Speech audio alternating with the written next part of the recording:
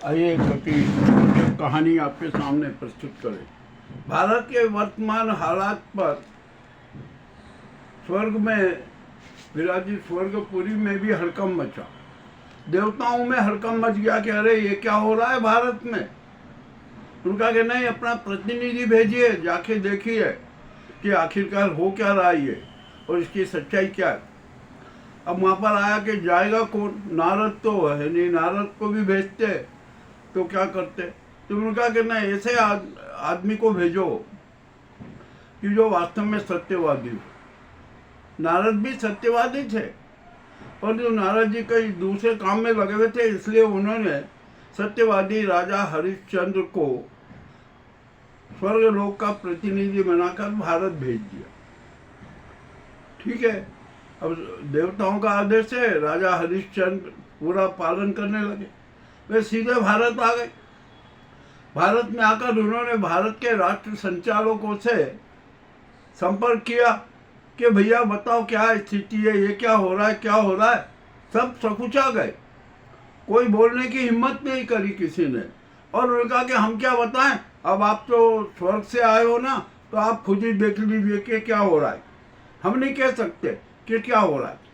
ठीक है, राजा हरिश्चंद्र रतनबेग में पढ़े कि भैया ये सुसंस्कृति सुसंस्कार वाला भारत, सत्य के प्रति सदैव प्रतिबद्ध रहने वाला भारत आज किस स्थिति में आ गया कि कोई सच बताने को तैयार नहीं। उन्होंने कहा कोई खास बात नहीं, अब मैं खुद ही जाकर देख लूँगा।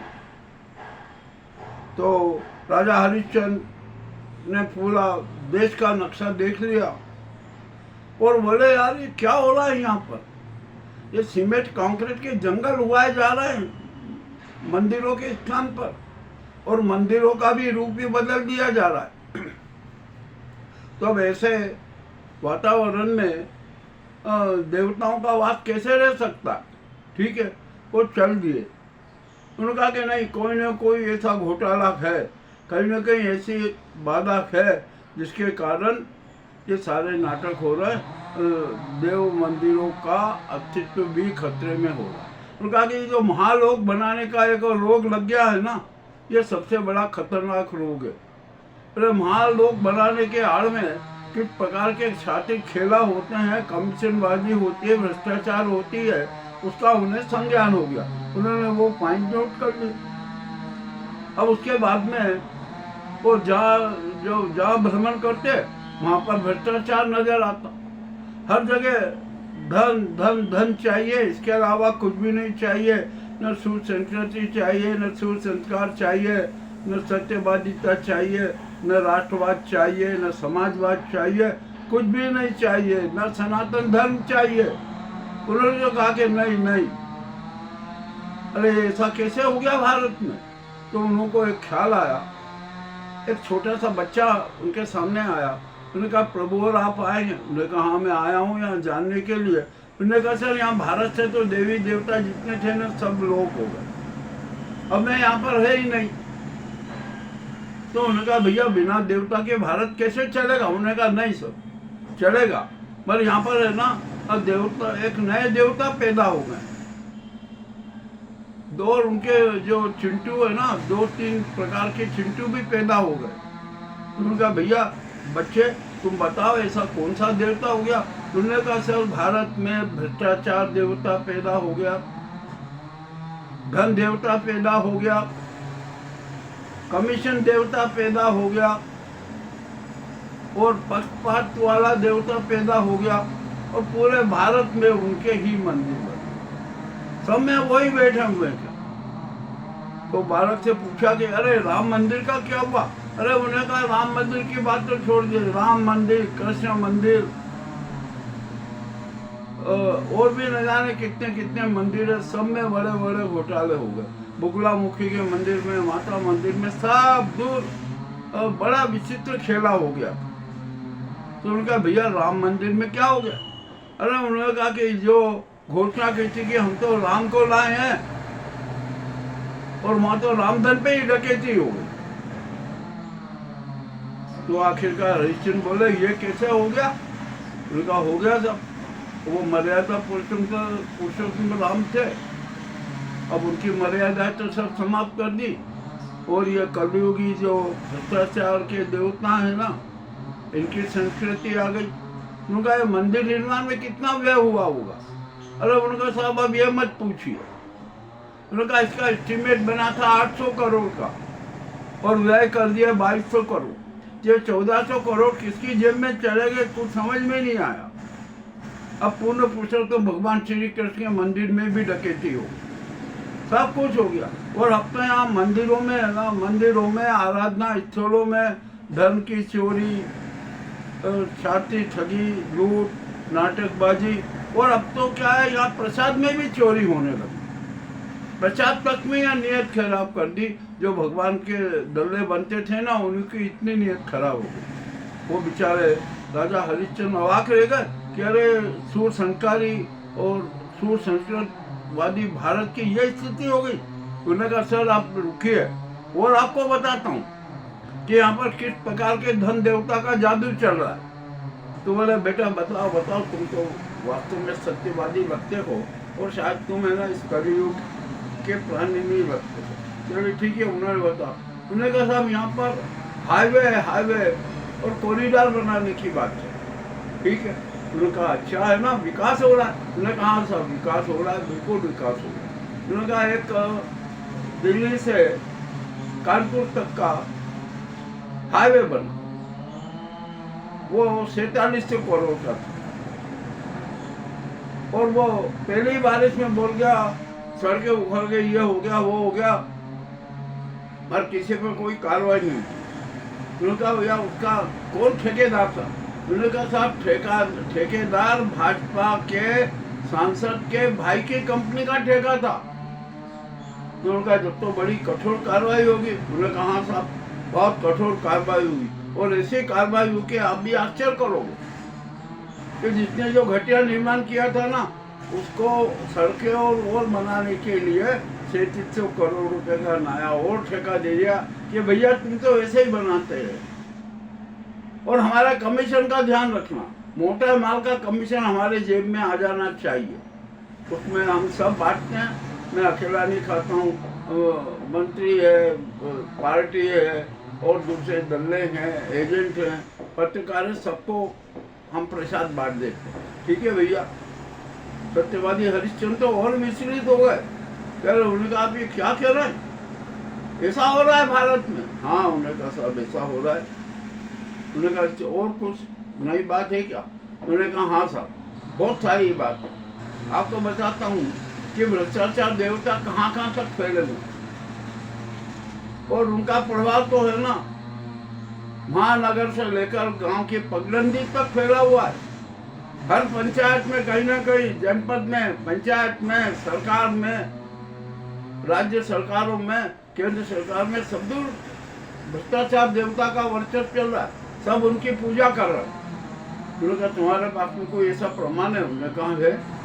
उन्होंने कहा साहब मैं मध्य प्रदेश की बात बताऊँ। हमारा मध्य प्रदेश में ये किसानों का प्रदेश है, अन्न का कटोरा माना जाता है। यहाँ पर मध्य प्रदेश सरकार को जो अनाज के ग्रेडिंग के लिए मशीन चाहिए थी, उन्होंने कहा अच्छी बात है, बढ़िया है, अच्छा होगा। मतलब उन्होंने कहा इसकी पर्दे के पीछे की कहानी तो सुनिए। उस मशीन की कीमत होती है 200 करोड़, 200 करोड़ रुपए की मशीन है। परंतु मध्य प्रदेश की सरकार और अफसरों ने कहा कि अरे 200 करोड़ बहुत होता है ये तो, अरे ये आ जाएगी तो अपने सब दाना पानी बंद हो जाएंगे। तो उन्होंने कहा अब ये मशीन खरीदना नहीं है, अपने को तो किराए पे ले लेंगे। तो उन्होंने किराया कितना तय किया?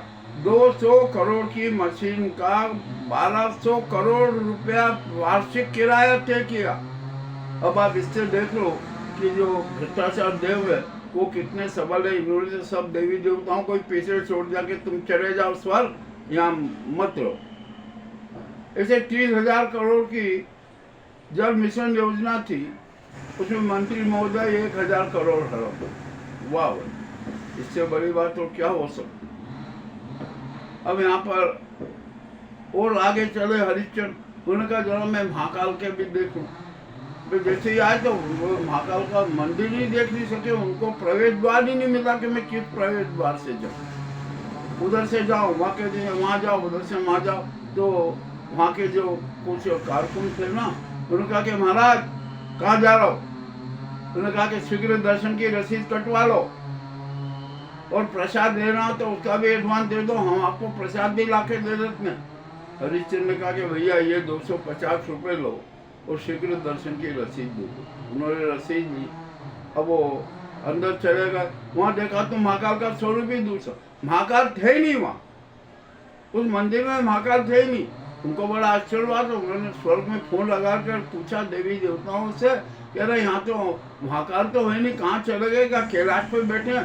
तो वहाँ से जवाब आया कि हाँ, महाकाल अब महाकाल मंदिर में नहीं है, वो कैलाश में विराजित है। और अब उनके स्वरूप को जो है ना, महाकाल महालोक देख लो, क्या आप देख लो क्या हुआ क्या नहीं हुआ। और महाकाल महालोक में कैसे कैसे घोटाले में जरा सबका पता लगा लेना। तो हरिचंद भी ठिठक गए। उन्होंने कहा कि भैया मैं ये भ्रष्टाचार देवता के आगे मैं भी नतमस्तक, मैं तो कुछ कर ही नहीं सकता, देख ही नहीं सकता, जान भी नहीं सकता। ठीक है, तो वो भी वहाँ से लौट के चले आए। उन्होंने कहा कि अब तो यहाँ पर मध्य प्रदेश में है ना, हर जगह महालोक महालोक बन रहा। तो पहले काल भैरव का मंदिर है, वहाँ पर भी महालोक, शादी पंडित आश्रम में उसमें भी महालोक, सभी जगह महालोक। तो हरिश्चंद्र बोल दिया कि भैया पूरे मध्य प्रदेश को ही महालोक बना दो, क्या दिक्कत है? बहुत मोटा माल मिल जाएगा, इतना माल मोटा जाके अनेक पीढ़ियाँ खाती जाएगी। चलिए अब ये भी बात यहाँ पर पूरी हो गई। अब बेचारे राजा हरिश्चंद्र कहने लगे और मन में कहने लगे अब मैं कहाँ जाऊँ, किससे बात करूँ और क्या बात करूँ, सब तो मेरे सामने। उन्होंने कहा कि एक क्षिप्रा कलकल बेटी है ना, अरे उन्होंने कहा इसके नाम पे भी खूब घोटाले कर लो, जितने घोटाले कर सकते हो कर लो। फिर एक कोई दूसरा बच्चा आया, उन्होंने कहा साहब ये ग्रीन कॉरिडोर था ना क्षिप्रा के किनारे, इसमें भी घोटाला हो गया। अरे उन्होंने कहा इसमें कैसे घोटाला होगा, वो तो निश्चित है कि 200 मीटर 250 मीटर के उसमें कोई निर्माण नहीं हो सकता। अरे नहीं नहीं साहब, ऐसा हुआ कि हमारे पक्के निर्माण हो गए, तो और सब धन कुएं लोग हैं, तो उनको बचाने के लिए क्या किया जाए। तो मध्य प्रदेश सरकार ने जो ग्रीन कॉरिडोर के जो 200 मीटर का सेक्टर था ना, उसको घटा के 100 मीटर कर दिया, ताकि उनके जो चम्मच हैं वो हैं सब सुरक्षित रहे और किसी को तोड़ना नहीं पड़े। तो राजा हरिश्चंद्र ने अपना सर ठोक लिया कि या तो हर मद में तो घोटाले, हर मद में मोटा माल का कमीशन, हर काम में भारी घोटाले, भ्रष्टाचार। और यहाँ पर तो उज्जैन का जब उन्हें हालत देखी ना, तो अरे यहाँ तो कदम कदम पे तो लूट रहे, यहाँ पर भारी लूट मची हुई है।